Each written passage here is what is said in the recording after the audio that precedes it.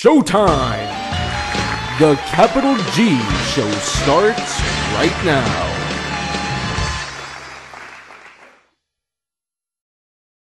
What's up YouTube, Capital G here. We're talking Niklos in this video, and a lot of you guys are probably thinking, what the fuck are Niklos, Capital G? And honestly, if you would have, asked me that question a week ago, I'd have been like, I don't know, you tell me. So basically, Niklos they're an art type that is based around ritual summoning, and me saying that out loud, it's still kind of hard for me to believe because, yeah, we got like Sephira and whatnot, but to give us a new art type based around ritual summoning, like built from the ground up, I just didn't see that as like something that Konami would be interested in doing. But then again, you look at Duelist Alliance and they just did it with Fusion Shadows. They just did it with Synchro Summoning. That would be Yang Zing. So, I mean, what's stopping them from, breathing some life into the ritual summon mechanic? I mean, you have art types like Gishki out there that weren't as competitive as Konami probably would have wanted them to be. So maybe this is like a second attempt. And what's really, really cool about Niklos, and the reason why I am hyped for them, is they don't just have these random, like ritual monsters where you can't put a face with the name and you're just like, man, these are cool. But these have cards that you can actually recognize. I'm talking, they basically took some of the most powerful synchros ever to be released in the game of Yu-Gi-Oh! I mean, 2 of these cards are fucking banned,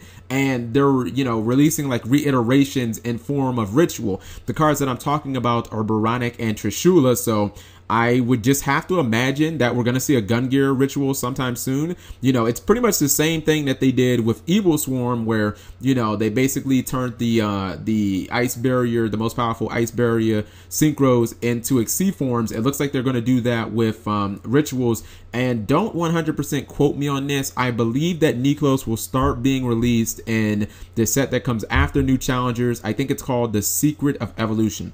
So there are 3 cards that I want to talk about in this video. Let's get to it. Okay, so the first one is the Niklos of Baranek. It is a level 6 water warrior monster ritual effect.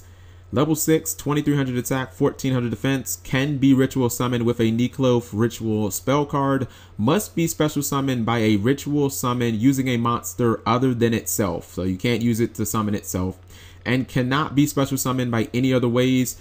You can use the effect of Niklos for Baranek once per turn. You can discard this card, add 1 Niklos monster from your deck to your hand, except itself.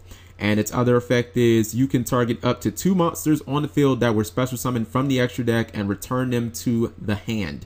So I look at this card and I'm like, it's really, really good. I mean, first off, you can just discard it and it tutors the entire art type. I mean, how many cards out there do that and like you don't play 3 of them? Like that alone made this card pretty much a staple at 3 in the deck. I mean, whatever the deck might look like, the fact that it searches everything just means that it pretty much is at 3. The on-field effect is really legit too. I mean, it just has a built-in bounce effect for Xyz, Synchros, Fusions, or even Pendulum monsters that died and then came back. I'm not certain that I would use it on Pendulums because they would go to the hand, but I mean, maybe if I was like trying to swing for game, or I knew that I could crack my opponent's Pendulum Scale, then yeah, I would definitely do that. And the fact that you can use it every single turn makes it even better because let's say your opponent, tries to like make a Castiel play or something like that to get your Brio off field, okay, and you hit it with maybe like a Fiendish Chain or a Breakthrough Skill. You don't have to worry about trying to attack over it. You can just bounce it back to the extra deck and just attack directly. Your Fiendish Chain just, sits there meaninglessly or whatever.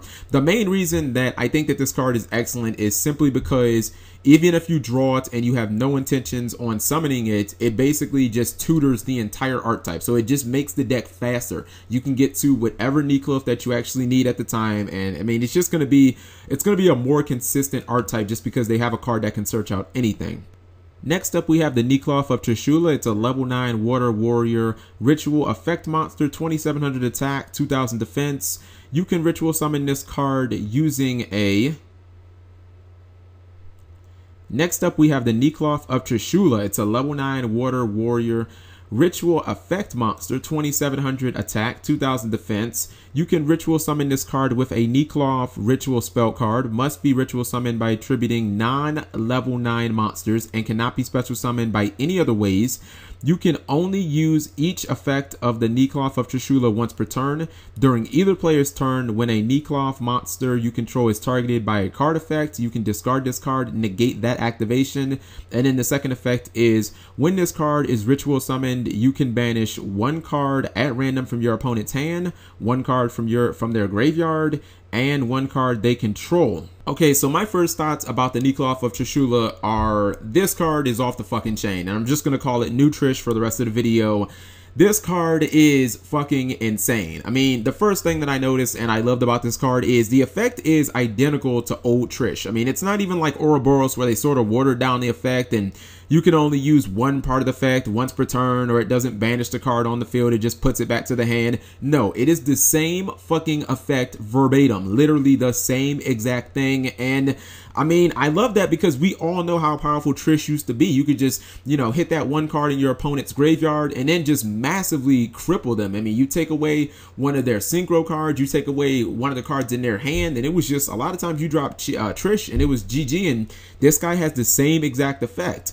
And the first part of the effect is why I think that Neekloths are going to ultimately be good and competitively playable, because this card isn't a dead draw. I mean, even if you draw it and you have absolutely no access to any of the ritual spells, okay, well then you basically have a Bujin Turtle that you can use from the hand for the entire archetype. Like, how good is that? I mean, how valuable has Turtle been to Bujins? I would say super valuable. I mean, Fiendish Chain, Compulse, Breakthrough Skill, Book of Moon, Effect Veiler, whatever, this card has got you covered. Whether you're summoning it, whether it's sitting in your hand, it gives protection for all of the archetype. I just think that the card is legitimate. It's going to be probably the boss monster of Neekloths. This card is fantastic. And then lastly, we have the ritual spell card of the deck, that is Neekloth Exomirror, and it actually looks a lot like Gishki Aquamirror. Like, I don't know if there's a relation there because of like the whole dual terminal lore that I still don't completely understand. It says this card is used to ritual summon a Neekloth monster. You can only use the effect of Neekloth Exomirror once per turn. Tribute monsters you control or from your hand whose total levels equal the level of the ritual monster that you are attempting to ritual summon, or instead tribute monsters, or instead of tributing monsters, banish Neekloth monsters from your graveyard, then ritual summon one Neekloth monster from your hand. If you control no monsters, you can banish both this and one Neekloth monster from your graveyard, add one Neekloth spell card from your deck to your hand. So this is another reason why I think that Neekloths are going to be good. I mean, not just are the ritual monsters themselves good, but the damn ritual spell is good too. You don't have to use real resources from your hand or your field. Instead, you can just banish stuff from the graveyard to summon your ritual monsters.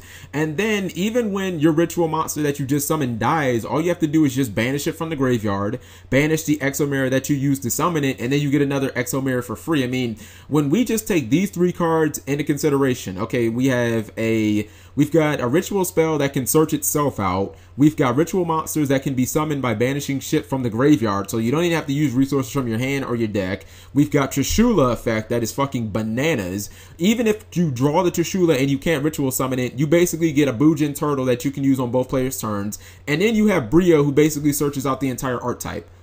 Just based on three monsters alone, I already like it. Like, I don't know. I mean, I look at this and I'm like, well, if Shaddolls are still a thing, I mean, when you summon these guys, it's not like, well, first off, the Trishula would just rape Shaddolls, their deck inherently, because it would just fuck them up. But anyways, you don't summon stuff that is from the extra deck. So, you know, it's not like your opponent's going to be going mad plus off the Shadow fusions like they would if you were if you'd be exceeding or something like that. Obviously, I see one of the hurdles that this deck has to encounter is obviously going to be Ophion, as Konami just keeps releasing these decks that, you know, inherently summon these big ass level monsters like fusions and, you know, synchros and rituals. Ophion just gets better and better and better and better and better. So let me know what you guys think. I'm super excited about this, not just because we're getting Brio and Trish and shit, but because rituals was like the first competitive deck that I ran outside of Dragon. So I mean, I don't know, I'm really nostalgic about rituals. Thank you guys for watching. As always, give the video a thumbs up if you enjoyed it. Subscribe if you haven't.